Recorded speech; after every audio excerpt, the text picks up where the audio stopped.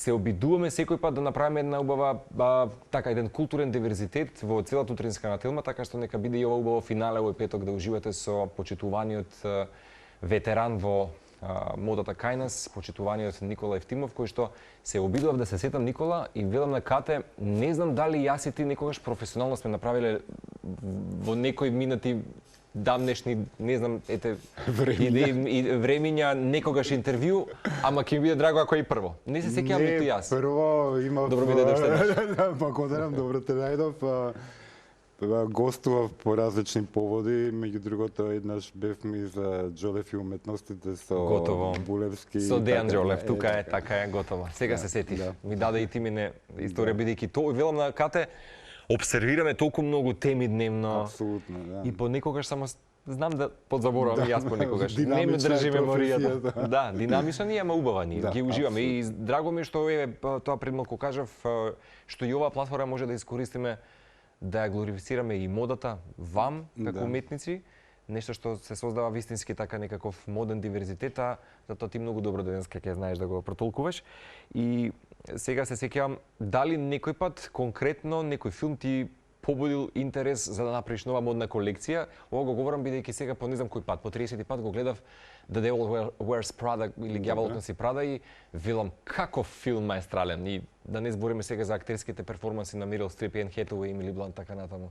Па од тука би почнал. Да, има некој конкретен лик, сегмент, фрагмент од некоја телевизиска сцена, можеби филмска сцена која што баш така ти прави веднаш Па имало филмови кои ги имам гледано многу пати, дури ги имав диалозите на памет научено, како Опасни врски со Џон Малковиќ и Глен Клоуз. Мислам дека е навистина култен филмот и по мене многу културно и сознаење направен од избор на музика, костими, диалози и така натаму. Кохезираат едно со друго сите тие елементи. Да, и се гледаше тоа и на крај, нели кога се читаше целата екипа која што е вклучена во филмот, до изборот на порцеланот и така натаму. Меѓу другото, кога велиш сега, кога го говориш кастингот, не знам дали имаш денеска повторно така чести привилегија да останеш до доцни часови да ги обсервираш Оскарите, апсолутно не знам дали ја држа таа иста динамика и можеби гламур како некогаш, ама не знам дали знаеш дека од следна година можеби ќе имаме уште една номинација, тоа ќе биде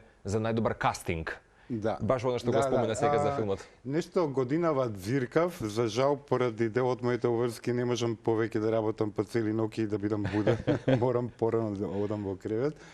Меѓутоа не знаев еве за оваа нова категорија која што ќе биде и тоа е добро. Чинам дека од следна година рекоа дека ќе има новина, бидејќи и Оскарите мора некако да прават аџасмент, односно адаптација на некои нови времиња. Бидејќи денес па кога ќе видиме кастингот е многу важен, односно елементите, луѓето кои што играат една клучна улога. Да, и кои ја прават целата приказна. Именно. Back to the roots. Дипломираш на факултетот за ликовни уметности во Скопје, графичко уметности и творештва, е така една реминисценција да се потсетиме за оние кои што можеби помалата генерација ќе најдат нова интервју. 93-та, потоа идеш Академија Италијана Фиренца, Италија, модата како уметност, ми се допаѓа оваа ексцентрична машка носија во последните 3 века, 98 и верувам дека животните порти, барем во тој период кога нели завршуваш со студии, биле отворени за не знам, постојан престој можеби во Италија и во некоја друга европска земја и ако те прашам, баш имам прашалник, дали си имал некогаш можност за целосна преселба некаде? Да. И зошто одлучи сепак да си бидеш во Скопје?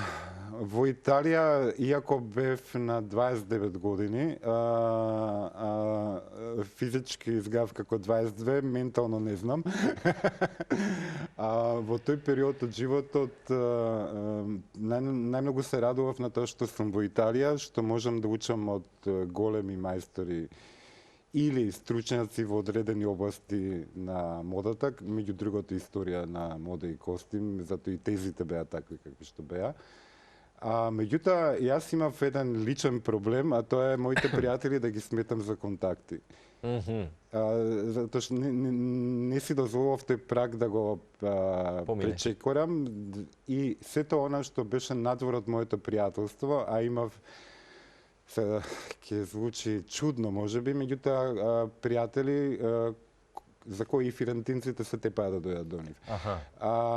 Меѓутоа едноставно не сакав да ги злоупотребам според мојот мисловен систем тогашен, за да останам постојано. И имаше една можност тогаш, меѓутоа фирмата банкротираше, таа ми беше некако нормален начин за да обстанам. Стануваше збор за Кауджија Джанели. Беше фирма која што беше позната по правење чекори во машката мода, меѓутоа мојот престој во Италија коинцидираше со страшните кризи на берзите на далечниот Во исток. тој период, и моите професори кои се јавија во фирмата да дојдам на разговор, рекоа џабе ние немаме капацитет веќе финансиски тоа да го... Банкротира ова. Да. Сега, во некои наредни мои патувања надвор, како на пример престојот подоцна во Банкок, мене ми беа отворени можности да останам до крајот на животот.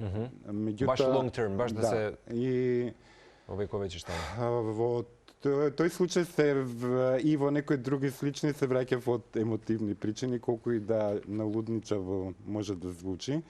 Ама носталгијата си го Да. направи своето во тој период. И кога некако ги мерев работите, иако живеев од оваа перспектива неверојатно релаксиран живот, кој по ниедни стандарди не може да се спореди со ова што ние тука го живееме, сепак некако мислев дека ми е побитно да пројдам низ некои лични работи отколку парите и релаксираноста. И комфорот кој што Да. ќе го доживееш во Бангкок во случајот или Да. некоја друга земја.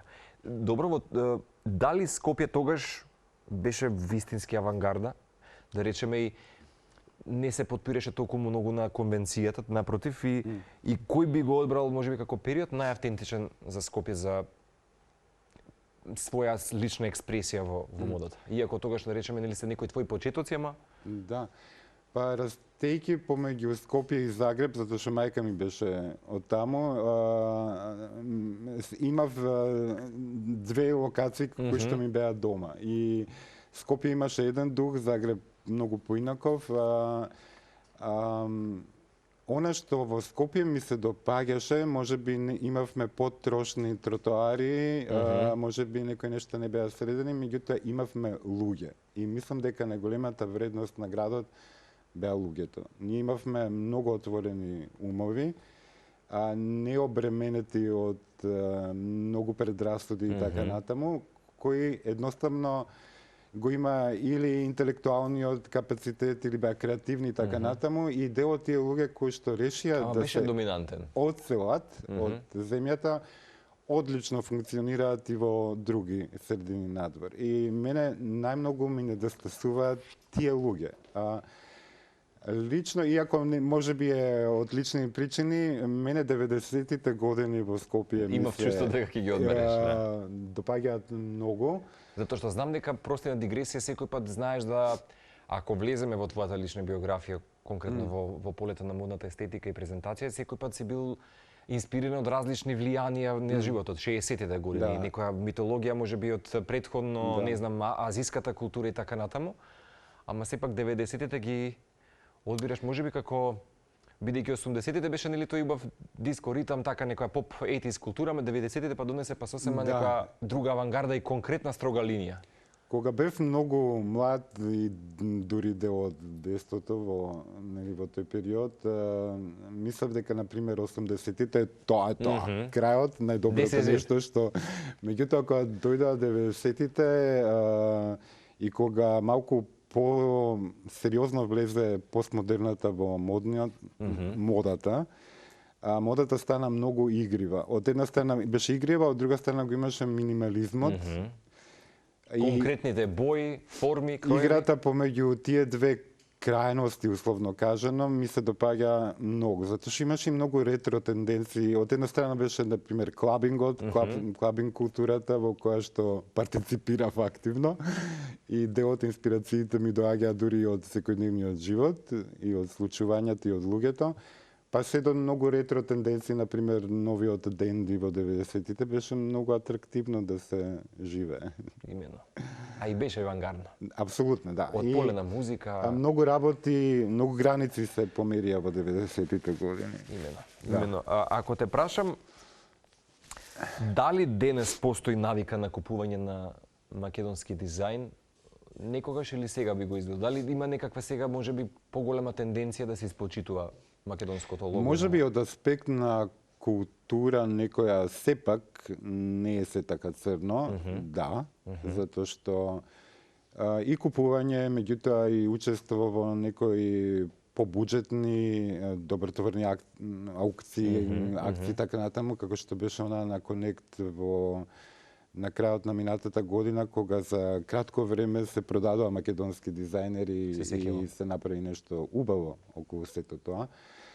Меѓутоа, мислам дека поради промената и ние некако успеавме да ја дотепаме средната класа како да не постои некој... Да. Таа е таа која што троши најмногу, која што особено во одредени сегменти на модата. Мислам дека со сите брендови што постојат на македонскиот пазар, местото најчесто за жал на македонскиот дизајнер е специјалната пригода. Така.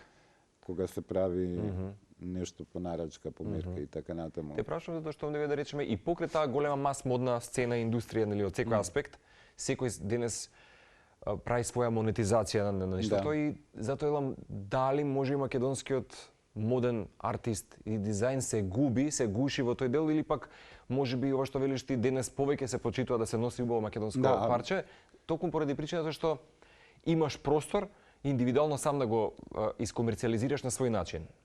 Да, дефинитивно тоа помага. Различните модуси на монетизација помагаат. Она што мене ми се допаѓа е што, нели, кога ќе се одвоиме од фокусот близок, кога ќе се видиме да ја видиме пошироката слика, сепак се случуваат и позитивни промени, затоа што јас и кога активно учествував, например, на модниот викенд или го работев мојот дуќан, многу често се случувало и по пола колекција да ја купат господи што живеат надвор, ќе ги видат фотографиите од модните ревии и така натаму. И тоа е тоа. Или пошто нели и во близината на дуќанот имаше хотели и така натаму, ќе помине некоја господја која што престојува на некој време во Скопје и тоа се најубавите клиенти затоа што тие доаѓаат од средини каде што веќе ги знаат и модните категории, не влегуваат да купат банално парче, веќе го имаат сонот како тоа би можело да биде носено и така натаму. Јас спомена модната недела, колку што знам последните години можеби не си конзистентен во излегувањето и презентацијата. Не знам, твоето отсуство се должи на? Моето отсуство во еден период се должеше на тоа што немаше, освен во вакви случаи на презентација и преку социјалните мрежи, на некаква публика што се поклопува она што потенцијално би била клиент и оние што доаѓаат само ради модните ревии. Знам дека и тоа е битен дел од целата модна приказна и презентација и така натаму. И друго кој ќе се прочита сега името на Никола Евтимов таму. Меѓутоа, јас еден период почнав да се прашувам што сакам понатаму во животот и малку поинтензивно работев на модната едукација повторно. Меѓутоа, дел од моите работи ги завртев кон соработка со дизајн платформи кои дозволуваат продажба во целиот свет.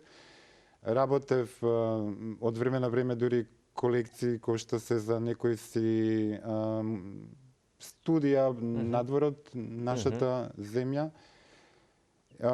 Така да поради повторно, колку и да звучи смешно,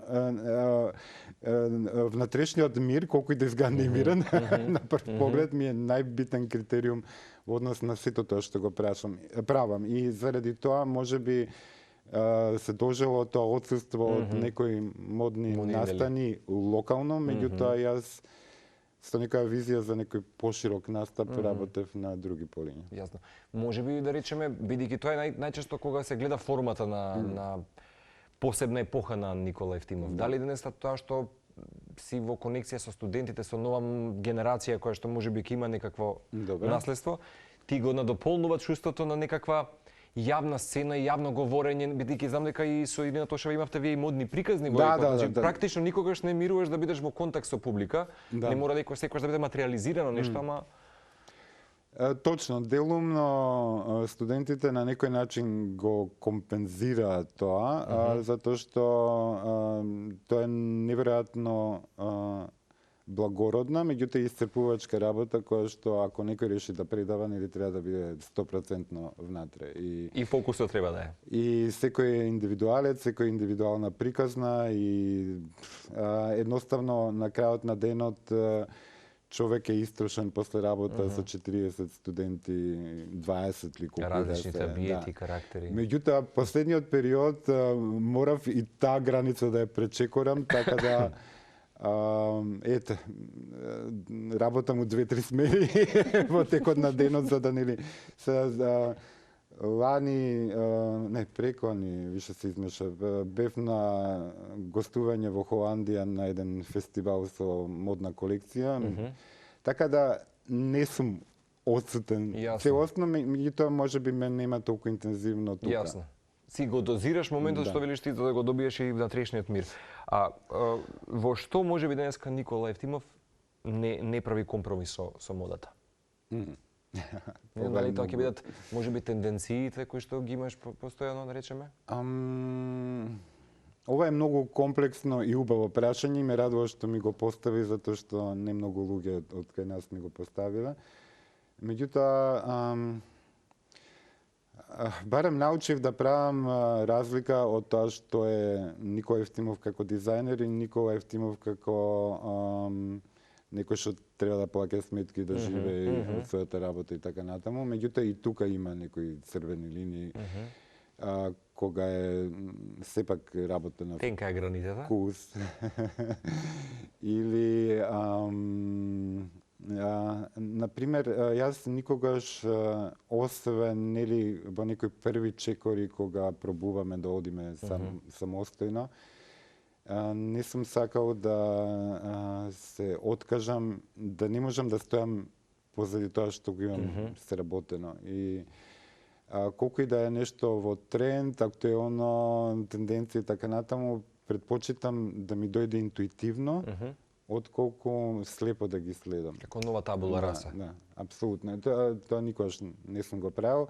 Тоа може да се прави само доколку се работи за индустријски производ, кој што треба да биде одмерен, искалкулиран и така натаму, меѓутоа во поавторските работи не. Јасно. Познати ти се овие студија, бидејќи со Саша се некако се сетивме на честиот ден на времето, со Сани, не знам како се викаше нејзиниот сегмент за модата, ама многумина те препознаваат, да речеме, и од некои телевизиски проекти и така натаму. И сигурно во некои сите тие, да речем, тематики кои што сте ги презентирале со Сани и со други мои колеги, може би те прашале, ама ако денеска, пред да продолжиме со глаголицата што е нели нова модна линија, што би советувал дека секоја една дама или господин треба да има својот ормар, без исклучок, за да се најде конкретно нешто хаотично сценарио имаме, треба негде да се појавиме. Што ќе ни извади? Ќе биде многу стереотипен мојот одговор, нема да биде многу креативен, меѓутоа за дамите пред се мал црн фустан ептен брка работа. Затоа што малиот црн фустан нуди многу модификации и може да се прилагоди за различни пригоди. И обезбедува джокер за апсолутно. Понатаму, исто за дамите, голем дел на модни додатоци кои што ја персонализираат приказната, затоа што има некои историчари на мода кои што сметаат дека покрај сите дефиниции на модните додатоци, уствари со нив се испишува личната приказна. И јас такви поетични дефиниции сакам, затоа што едноставно еден фустан со различни додатоци може завршува многу поинаку проблеми. Доколку се стилизира, да речеме, со различни додатоци. Така да додатоците се исто многу битни. Фина чанта, марама, брош, очила, прстен. Имаме се. Да. кај господава. Том Форд ќе каже, не забравајте еден црн смокинг и секој пат имате Со тоа што Джокер во рака. смокингот е, да речеме, од некој елегантно поподне па навечер. Јас би ставил и нешто по-неутрално, Неутрално? исто за преку ден некој убаво сако. Значи smart casual варијанта би била проаѓа по-поведик. секако. Се разбира. Можеме достоједно да преме муабети за различни животни стилови, различни стилови на облекување и така натаму, меѓутоа доколку гледајте да ги погледнеме италијаните, тие со Именно. пар фармерки, добра чевла и кошула на каро. Завршена е работата. Завршена е работата. Завршена е работата. Именно, нема да ми замериш тоа вака си направиме некој вовет, ама да се донесеме нели до адреса на глаголица, ми рече дека ова е еден работен наслов и нешто ново што може би ја започнаш и здраве Боже ки си ја овековечиш ова 2024, нема да биде сигурно и последно. Ова е нова модна колекција, така? Да. И чинам дека колегите ги пуштија фотографите, може колеги да се подсетиме, ова се нови модни парчиња. Глаголицата се роди во јануари, меѓутоа имаше предисторија. Јас пред, не знам, негде околу 17-16 година се обидував да си играм со одредени букви, меѓутоа тогаш најчесто ги мултиплицирав и правев као различни типови на дезени. Меѓутоа овој пат сакав со самата буква тако како што е, да ја аплицирам на различни типови на спортски или кежуал облека. И јануари, едно утро, пиејќи кафе, си реков: Никола, Боже, шо правиш? Ти цел живот си играш со некакви символи. И од истокот, и од зашто повторно не се вратиш на нешто што е дел од нашата традиција, на нашата писменост и така натаму. И кога се прашував која би била формата на облека која што би можела да комуницира не само со локалната публика, туку и поглобално, веднаш ми дојде одговорот дека тоа треба да биде нешто што е по-кежуал, по-спортски, така натаму, да се Познато и универзално како худи или дуксери, како худи, дуксери, како нели јакни, блузи, маички и така натаму. И прво, иако јас сум од онаа генерација која што сметаше дека Инстаграм е играчка на почетокот. Денес ја користиш мудро и паметно алатката. Да, меѓутоа сакам да кажам дека голем дел од мојата публика е повеќе на Facebook, затоа што нели јас како генерацијски и ради тоа што како некако, не знам, ко некој приватен дајер си го користев Инстаграм, не поврзан со работава. Меѓутоа, социјалните мрежи ми дојдоа добро за да го тестирам дизајнот и да видам каква е реакцијата на... Успешно да ги испадна на крај? Особено на Facebook, да. Браво. И затоа што и поинаков е типот на реакции на овие две мрежи. Меѓутоа, видов дека и луѓето кои што живеат надвор од нашата земја или се странци, реагираат доста со голем ентузијазам на целата идеја да се направи нешто што од една страна е современо, а од друга страна има некоја традиција. Значи, тоа сака традицијата и футуризмот ги вклучуваш, да речеме, во оваа глаголица. Во крајна линија глаголицата како писмо, како азбука, мене ми е преубава и сметам дека е вонвременска во стилизацијата. И повторно, како што многу дизајнери или понатаму потрошувачи користат облека на која што има кинески, јапонски знаци, а не ни знаат што. Си реков зашто истата логика не се употреби за нешто што е од ова поднебје. И какви се реакциите генерално, нели кога ќе ги погледна, да речеме сега тие символи, странската публика? Странската публика го гледа целиот пакет. Концептот, така. И дел од нив јас се трудам да им објаснам за која буква станува збор, кој гласа и така натаму, меѓутоа повторно тие не се оптоварени со некој багаж да гледаат само значењето, туку целиот пакет го гледаат. И она што ми израдува дека покрај јавните реакции почнав да добивам многу пораки. Браво.